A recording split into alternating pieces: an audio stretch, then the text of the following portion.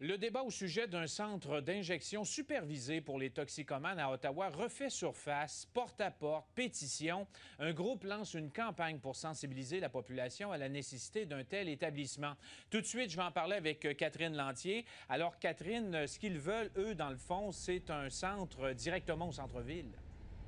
Daniel, c'est ici, dans le marché Bail, que ce groupe souhaite voir naître un centre d'injection supervisé parce que ce secteur est fréquenté par bon nombre de toxicomanes à Ottawa, sauf que le projet est loin d'être sur les rails parce qu'il se bute pour l'instant à beaucoup d'obstacles.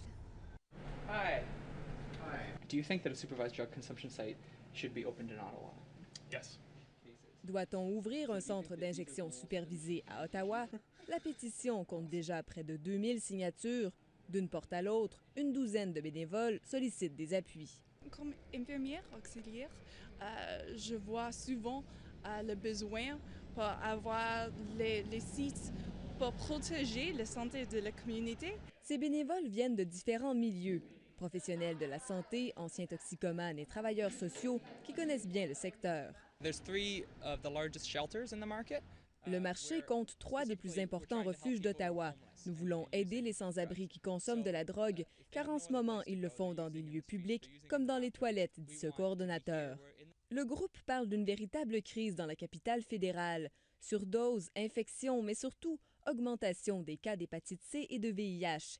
Il s'appuie sur une étude signée par des chercheurs ontariens l'an dernier qui recommandait la création de 2 centres d'injection à Ottawa. Pourtant, ces arguments sont loin de convaincre tout le voisinage, comme ce courtier immobilier qui a grandi ici.